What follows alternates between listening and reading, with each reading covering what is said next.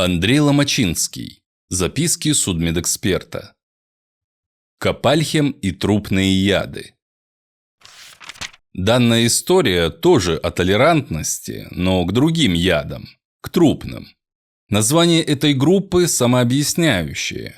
Трупные яды образуются при гниении трупов. Наиболее известна троица так называемых птамаинов – нейрина, путресцина и кадаверина.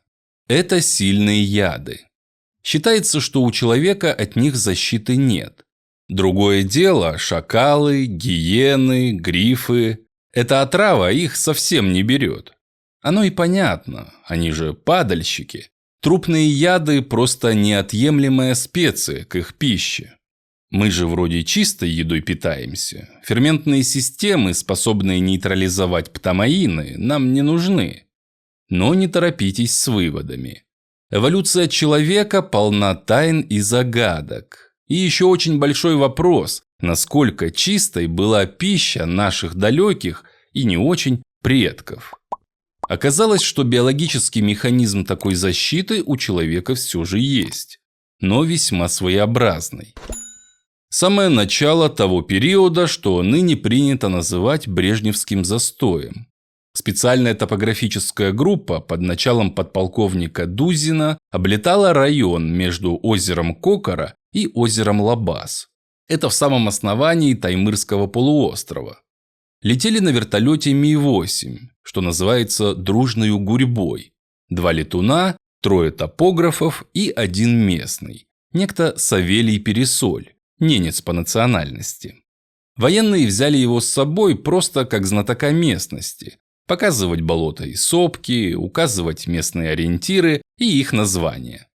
И вот в воздухе произошла серьезная поломка. Что-то случилось с гидравликой, что передает движение от пилотской ручки на ось винта. Ручка взбесилась, начала колотить летчика по ногам. Управления никакого. Вертолет падает. Высота, на счастье, была небольшой. Случилось то, что называется жесткой посадкой. Вертолет завалился на бок, винт с визгом врезался в землю и, раскидав чахлую растительность, обломался о вечную мерзлоту. Удар был сильным, однако никто особенно не пострадал. В ушибах и ссадинах, с разбитыми носами и с головокружением от легкого сотрясения мозга народ ошалело таращился друг на друга. Первым очухался пилот. В вертолете нестерпимо завоняло горелой проводкой, и к этому вдруг примешался знакомый запах авиационного керосина. А потом внутрь повалил дым. «Всем из машины!» – заорал он, распахивая дверку. Каждый моментально оценил ситуацию и ринулся наружу. В двери на секунду образовался затор из тел, но еще через миг людской клубок вылетел из вертолета, как пробка из бутылки. И вовремя. Внутри что-то негромко треснуло, и в салоне показались языки пламени, которые в секунды объяло весь вертолет. Народ, открыв рты, немигающими глазами молча наблюдал это зрелище. Вначале даже с радостью, ведь все живы, потом с растерянностью. А что же делать?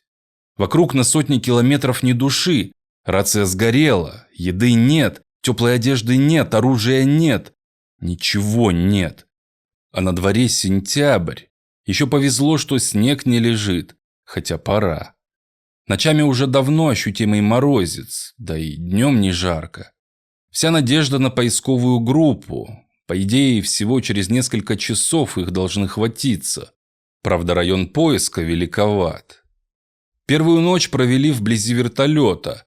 По предположениям, такой ориентир с воздуха спасателям легче всего обнаружить.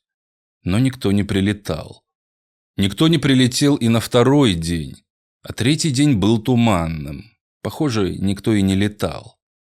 На 4-й день где-то вдали слышался вертолетный стрекот, и ослабевшие люди побежали туда, но военную форму на фоне болотных кочек с воздуха трудно заметить, особенно если так далеко.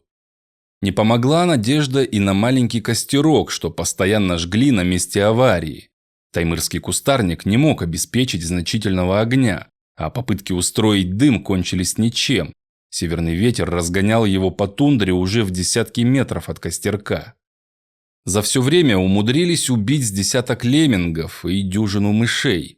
В обгорелых останках вертолета нашли куски, заменившие сковородку и кастрюлю. Постоянно варили отвар из брусники и морожки, но сильнее всего помогали грибы. Вот чудо! Древесных пород практически никаких, но даже среди карликовой тундровой растительности встречаются лесные грибы. Да еще какие! Крепыши-гиганты! Вероятно, еще августовские. Сейчас уж и днем около нуля. Видать, поэтому в грибках ни единого червяка.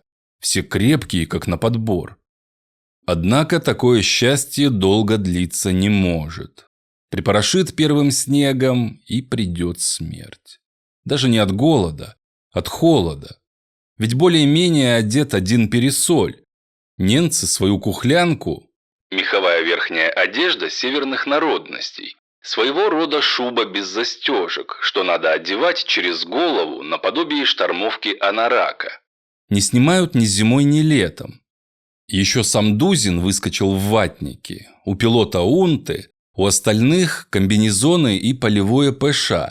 ПШ – полушерстяное зимнее обмундирование, наверх которого обычно еще одевается тулуп или шинель.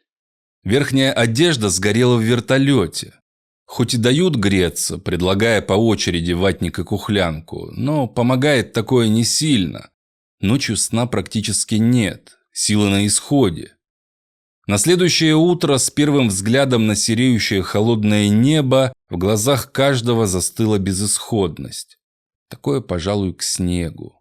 А если судить по едва заметной поземке, что заструилась между болотными кочками и запела тоненьким писком в хлипких веточках полярных ив, то это будет не просто снегопад. Это будет метель. Подобие убежища, что сварганили из оставшейся вертолетной обшивки, едва могло вместить всех, да и то сидя. Такое от пурги не спасет. Офицеры молча взялись за руки, вроде вместе бедовали, давайте, друзья, вместе и встретим неизбежное. Не разделял общего настроя один пересоль. «Ой-ой, какой мы все шибко глупый! Лучше бы по заветам стариков поступать! Зачем сидели? Кого ждали? Сегодня ветер болота выморозит. Копальхим найти трудно будет. Надо было в первый день болото обходить. Обязательно бы Копальхим нашли. Давно бы нашли. Много бы наелись, много бы с собой взяли. Каждый день бы шли, кухлянку и ватник по очереди бы носили. Копальхим бы кушали. Уже бы до Хиты дошли». Река Хита, что впадает в Северный Ледовитый океан юго-восточнее Таймыра, и ненецкие поселения на ней. Самая верхняя – Жданиха, потом Хатанга, южнее Кресты, где и была военно-топографическая база. «Я бы мало-мало посмотрел по берегу, а потом бы повел вас куда ближе, на север в Жданиху или на юг в Хатангу, а потом туда бы за нами из ваших крестов вертолет послали, где шибко сгущенки, тушенки и водки. Шибко много. Мы бы спаслись и веселились, а так подохнем». Офицеры расценили план местного оленевода как полную авантюру. Он предлагал маршрут не в 100 километров. И это пешком, по тундре, без еды и одежды. Глупость. Даже если бы они вышли в первый день, то все равно к этому моменту не сделали бы и полпути. Хоть так, хоть иначе, все равно помирать. Даже, скорее всего, пойди они к Хите, то уже бы были трупами. Такой путь по-любому вымотал бы их силы, да и намного быстрее. Однако про какой такой Копальхим говорил ненец? Что это за зверь такой? «А, Копальхим вкусный, Копальхим жирный, от Копальхима тепло, от Копальхима сила, от Копальхима жизнь. Копальхим духи берегут, потому что в том болоте, где Копальхим лежит, живет сам дух большого оленя, а он самый главный, кто помогает человеку в тундре. Других богов, если плохо помогают, можно и плеткой выстегать, и вообще в костер бросить. А духа большого оленя нельзя. И нельзя тут больше оставаться. Пока болото совсем не выстыло, и дух большого оленя на зиму спать не лег, надо за Копальхимом идти, а то все помрем». Такое объяснение сути мифического Копальхима не раскрывало. Что-то вкусное и жирное, что связано с каким-то духом большого оленя, и при этом почему-то живущее в болоте, куда нормального оленя и в век не загнать. Насчет других богов понятно. Их фигурки ненцы вырезают из березы и хранят на стойбищах, как башков-талисманов. Если талисман плохо работает, в смысле счастья не приносит, то такого воспитывают методом кнута и пряника. Вначале задабривают оленьей кровью, а если тот не исправился, то могут и выпороть. Если и после этого удачи не прибавилось, то могут в сердцах ткнуть головой в полный дерьма подгузник из березовой коры, заменяющий туго спеленутым ненецким деткам дайперсы и пеленки. А уж если и это не помогло, то такому никчемному богу одна дорога – в костер. Тогда отчего же столь трепетное отношение к духу большого оленя? После многочисленных дополнительных вопросов, наконец, вырисовалась более-менее материалистическая картина. Самого духа мы оставим ненцам. Это одна из ключевых фигур в пантеоне местного шаманизма. Но вот сопутствующий обряд, посвященный этому духу, оказался весьма интересным.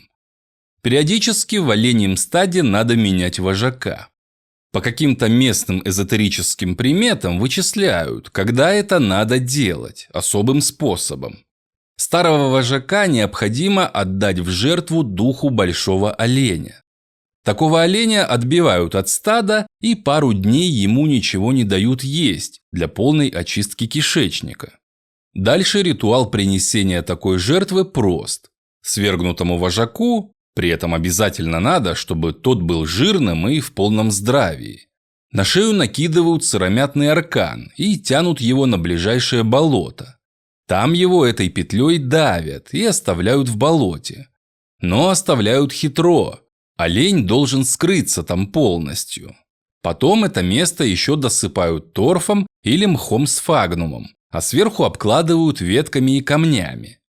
Давят оленя с великой осторожностью. Нельзя, чтобы его шкура хоть где-нибудь повредилась. Туша его должна быть абсолютно целой. Сам торфяник хорошо маскирует запахи, а поэтому случаи осквернения Копальхима хищным зверем сравнительно редки. Возле Копальхима на ближайшей кочке вбивают кол, обязательно из лиственницы, чтобы не гнил. Кол украшают пучками травы и ягеля, а часто еще какой-нибудь яркой тряпочкой. В советское время, например, особой популярностью пользовались пионерские галстуки или вымпелы лучшему оленеводу. Так вот, эта оленья туша может так пролежать столетиями. Вообще-то, с позиции тонатологии, раздела судебной медицины, изучающей трупные изменения, тут ничего особенного нет. Ведь даже в средней полосе России в торфяниках находили тела невинно убиенных купцов времен Средневековья. Да еще при этом вызывали милицию, вроде как на недавнее убийство. Настолько хорошо сохранилось тело и рубленная рана на голове. А в болотах Ирландии находили даже людей каменного века. В тундре условия одновременно и хуже, и лучше.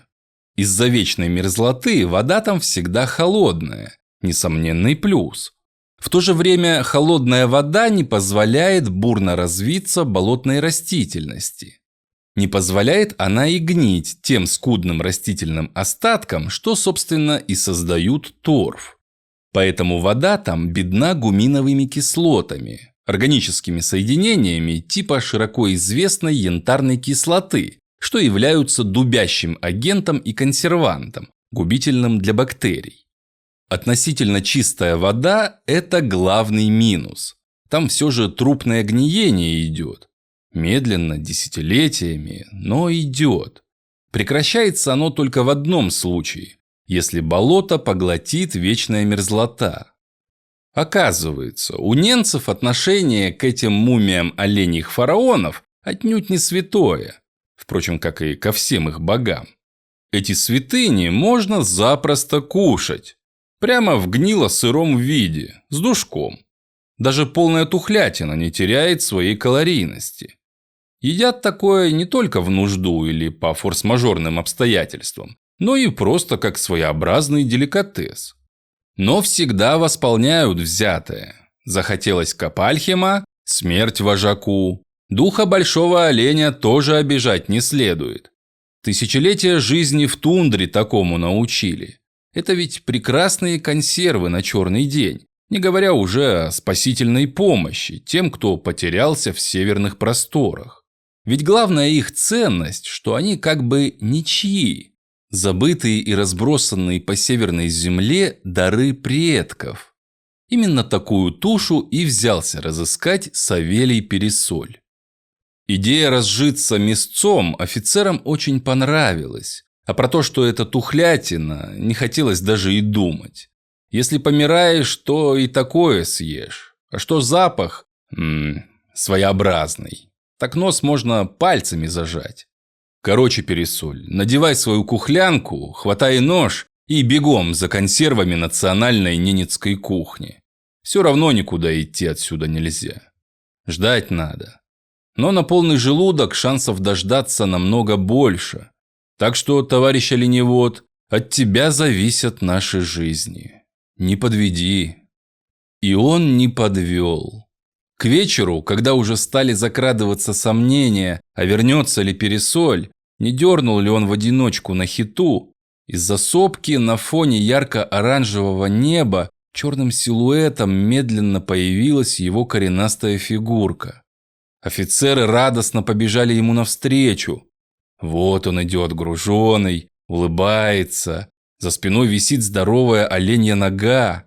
Савелий нарезал ремней из оленьей шкуры и подцепил мясо на спину, словно рюкзак. Ого, сегодня пируем.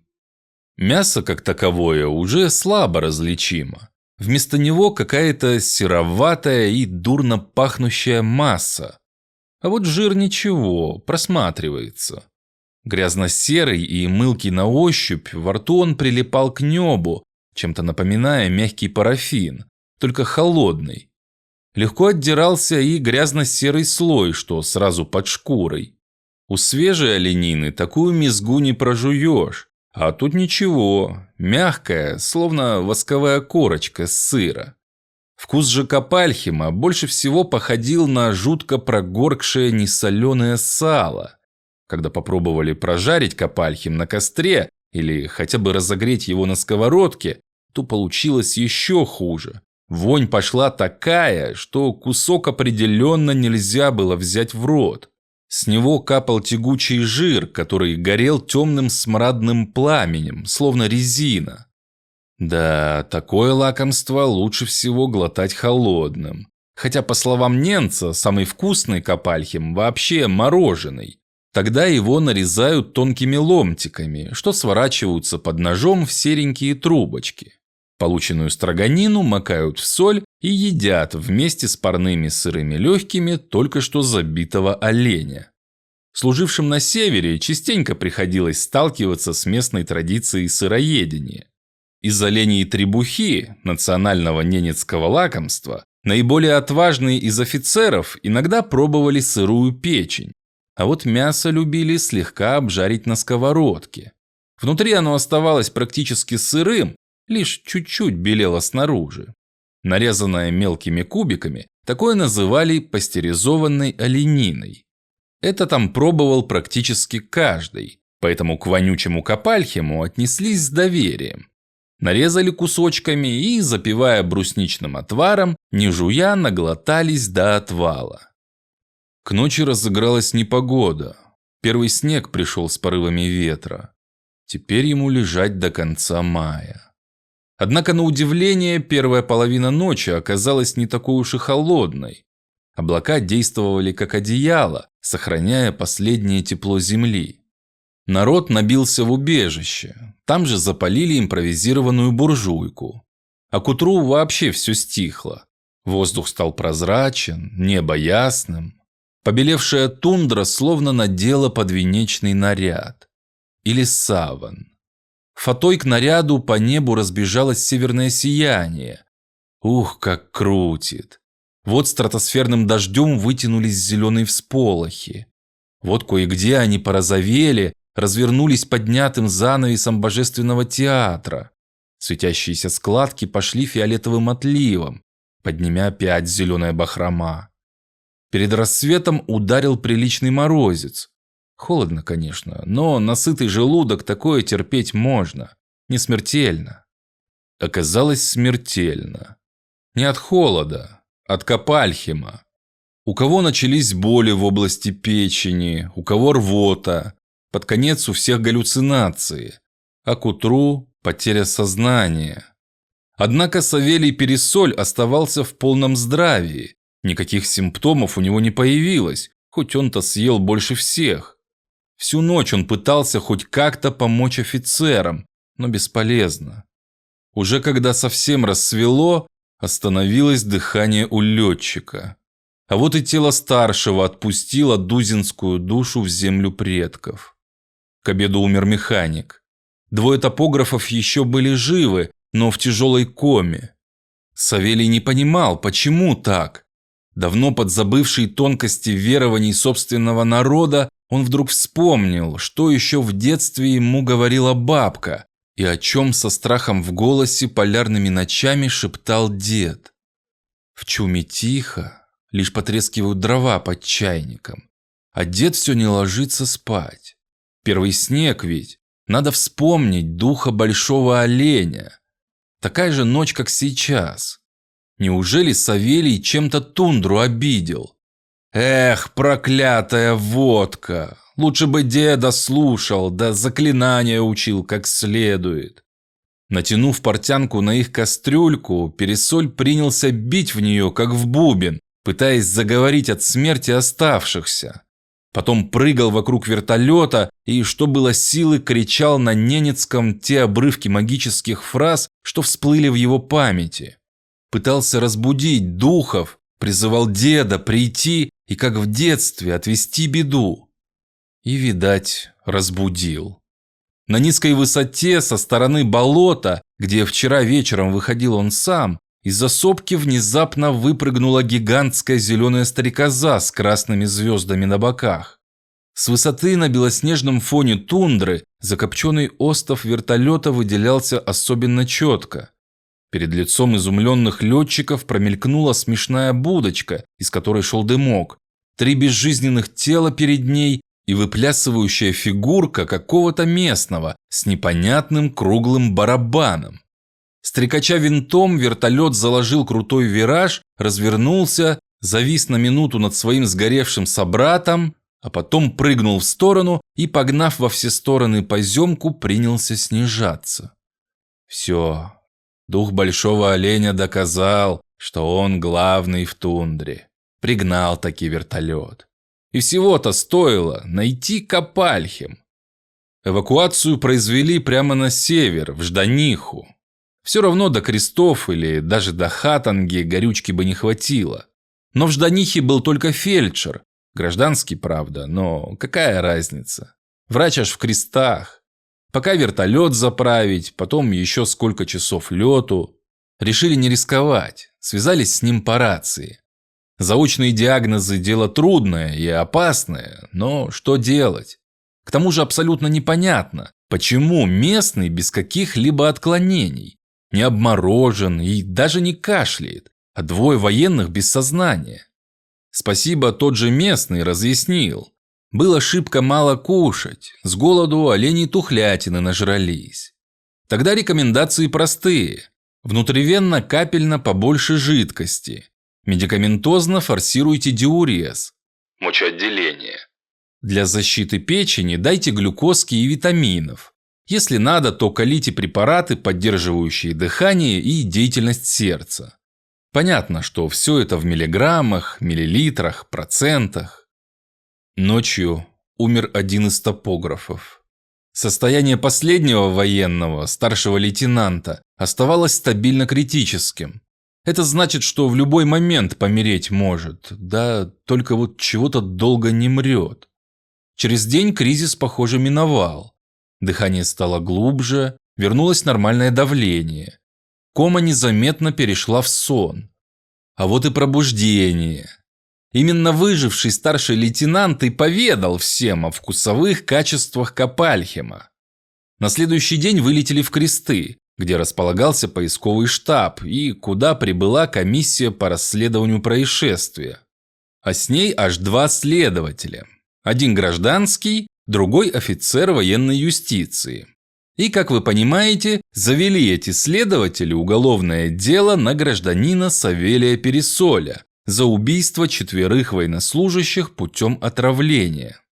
По ходу расследования статью за убийство поменяли на непреднамеренное убийство, потом на преступную халатность, потом на неправомочное оказание помощи по неосторожности, приведшее к смерти. А какая еще может быть осторожность при приеме внутрь местного пищевого суррогата, называемого по-ненецки копальхем? О такой осторожности тогда ни один профессор-токсиколог не знал. В Москву, в Центральную лабораторию судебной экспертизы МО, доставили замороженные куски копальхема.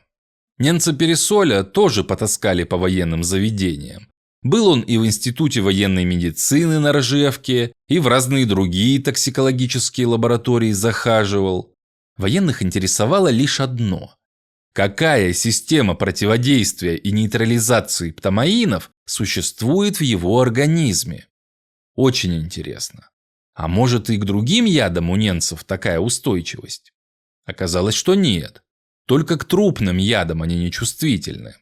Но ничего, кроме повышенной активности специального белка, называемого цитохромом P450, фермент печени, способный напрямую окислять многие токсичные соединения, у него не нашли. Кстати, для науки бедняга Пересоль даже добровольно согласился на биопсию печени.